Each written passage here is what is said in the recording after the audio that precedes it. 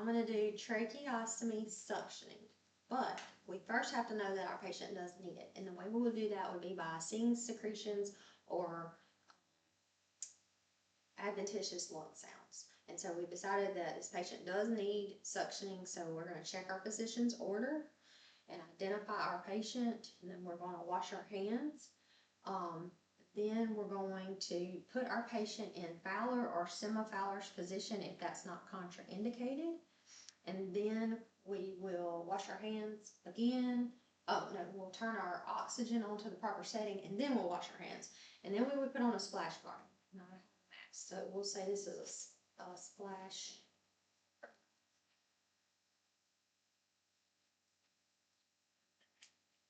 And we're going to also put on a gown for this.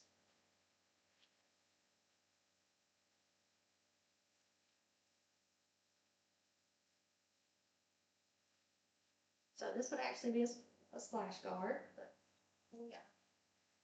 Now our gown. And our supplies are over here that we need to open.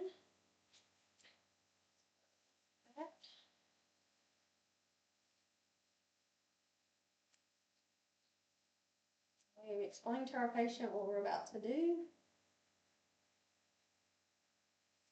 Okay.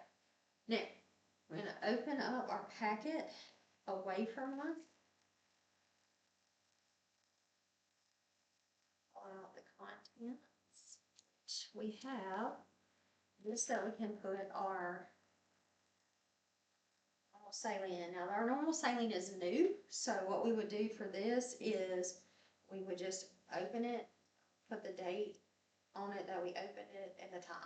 And then we would pour that into our container, just a little there. And then we get our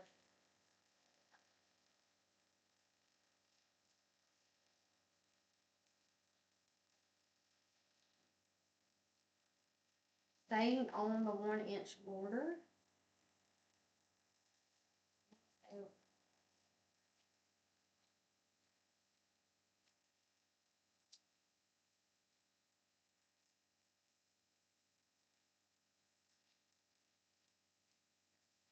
And we're going to go ahead and put our glove.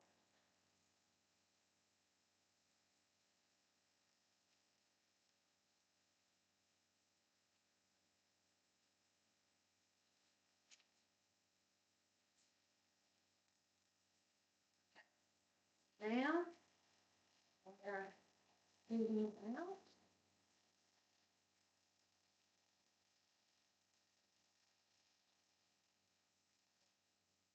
Okay.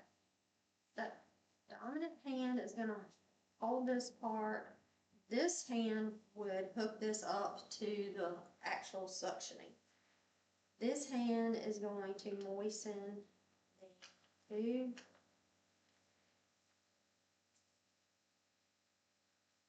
Okay. Now we will get our patient to take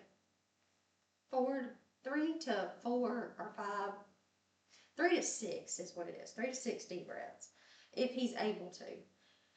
And then you can also do that with a resuscitation bag, ambu bag, but we're just going to get him to take the breaths for us.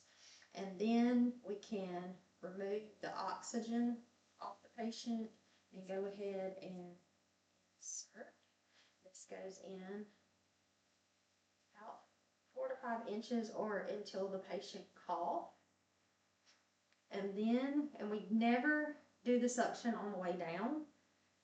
The suction is as we're coming up, and it's intermittent and no more than 10 seconds. And this hand is turning, and we're careful not to touch with this hand because this is our sterile hand. And this hand, the non-dominant hand, is doing the suctioning. Okay, and we're out. And so we would encourage the patient to take deep breaths and see if they still need any more suctioning.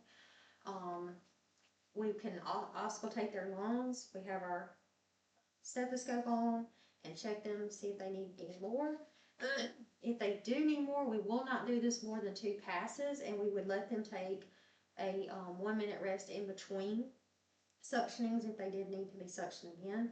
But this patient is good, so we would put his oxygen back on and go ahead and if he did need more suction, we would clean this out over here with this water. But he's fine, so we're going to be done with that. And so we are going to go ahead and remove our gloves. Well, we're going to go ahead and check our patient. We're going to auscultate his lungs and make sure he's okay first. And then he's fine, so then we can remove our gloves and wash our hands, and we can document. We would document the sounds that we heard, the secretions that we got, what they look like, how the patient handled everything, and just any of our findings at time.